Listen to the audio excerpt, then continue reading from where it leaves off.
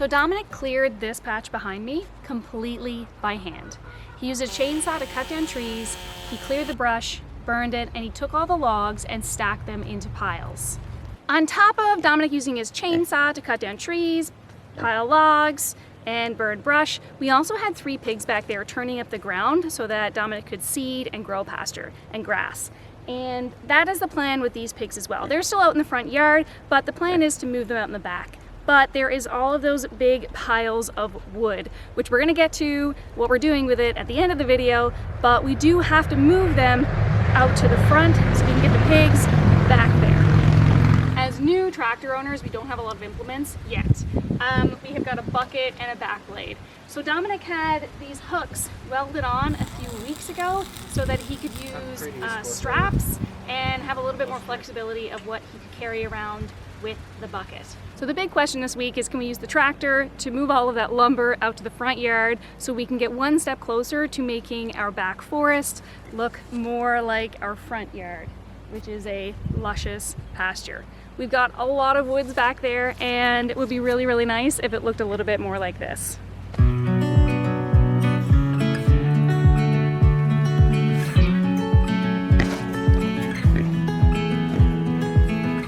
Let's get this tractor started up.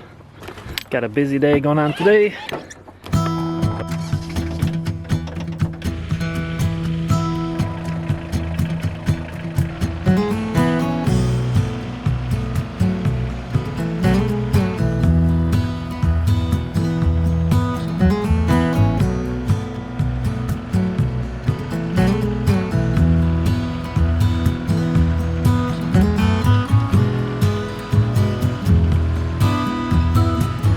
And now we're going to bring in a log, 2 logs to set up for the base for the log pile that we're going to make. And we're going to see how that goes. We're going to proof of concept now the strategy that I'm thinking about using for moving logs. We'll see, is my plan going to work or is it going to be a disaster? We'll find out pretty fast.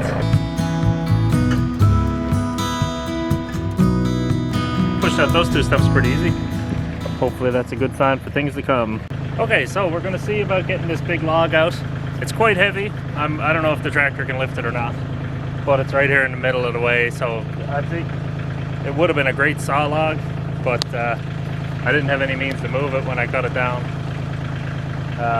So I'm gonna cut it into sections and take it out with the tractor, and hopefully we can pile some wood up on this. We'll leave it about 8 feet long, I guess. See what it looks like, see if the tractor can lift it. The train's a bit wobbly and stuff, so we got to be careful, but we'll see if my plan for how to move this is going to work or not. All right, so I got my ratchet straps, and they're rated for 1,000 pounds each. There's no way that log is over 1,000 pounds, and if it is, the tractor won't lift it, so I'll know.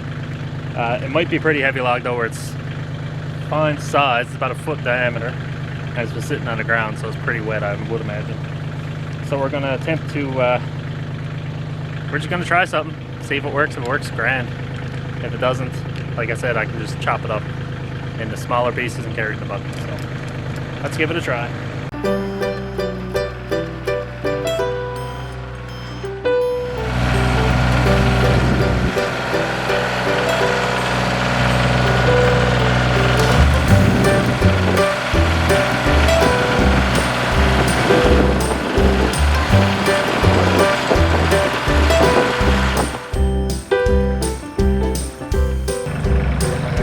I might roll that one down the hill and put the other one, smaller one in behind them, just so, because there is a grade there, so that might help it keep a little more even, but that should keep the other wood off the ground, so happy with that.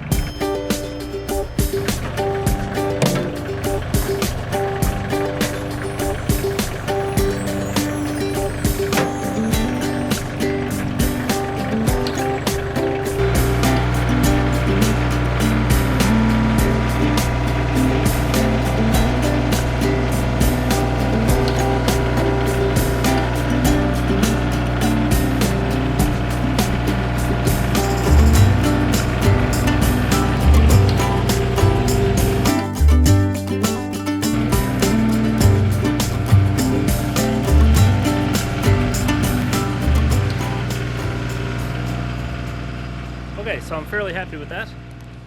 We got that big log out of here, which is grand, and it doesn't look like the pasture suffered too much for that, which was a big concern of mine. We did get a bit of moisture the past few days, so the drier it is, obviously the less it'll get ripped up, but it looks pretty good. So the root structure of the grass hopefully is going to keep that together and not cause any ruts or any washout right in there. And once I chainsaw my way into where the pigs are going to go, I believe I can take out like 10 or 12 small logs at a time with that same method, hopefully, of using the ratchet straps. So I don't know, maybe not that many, but we'll see. But went great. I'm going to go put the other log over there now, and you can come along for that.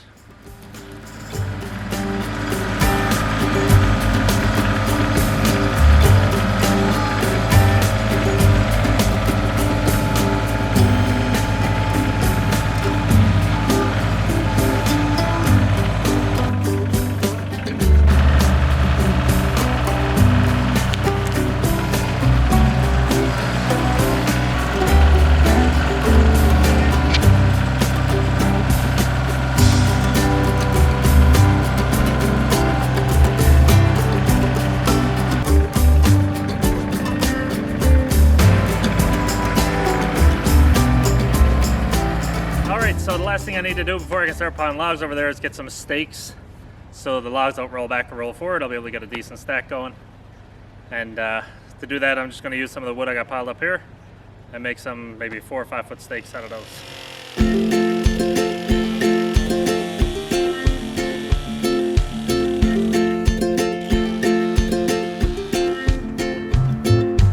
Alright, so we have Thor's Hammer 2.0 with some bolt heads or threaded rods gone through it, and the bore went all the way through and it's screwed in on both sides, so a superior version that the old man made and left there. So we're going to use this one today and see how it compares.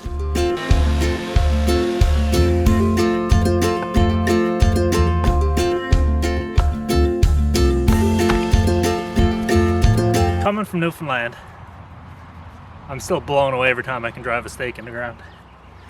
Almost never hit a rock. Now when I come out, I'm going to be able to come in with the bucket. I think it's going to fit in here. I'll lift the logs over, lay them on the logs, under the ratchet straps, and let them roll to the end. And I can just fill up this bin. So those posts are pretty solid. I think they'll hold a fair amount of pressure, not too much, because I don't want it to snap and roll into the fence, and that'll be a headache for me.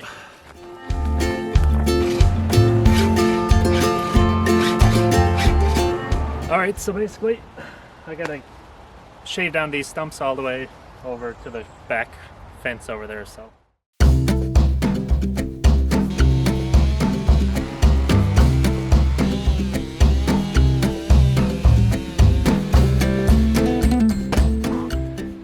alright, so I think I got a path clear enough for the tractor to come in there. So we'll go warm her up, I suppose, and do our trial run. Try not to tear up the pasture.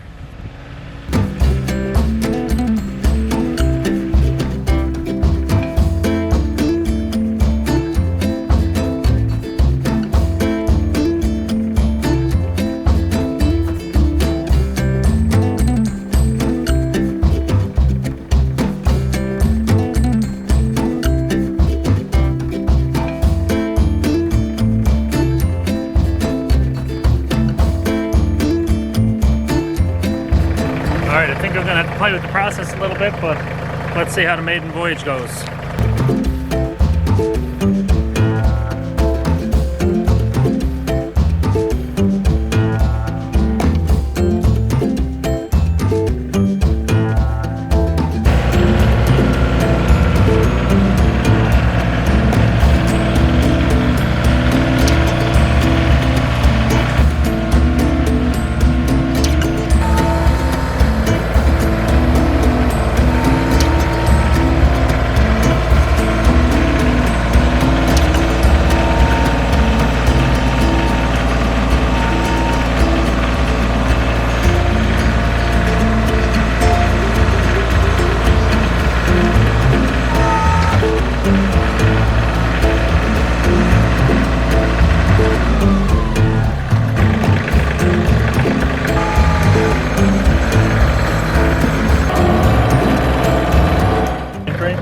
went okay.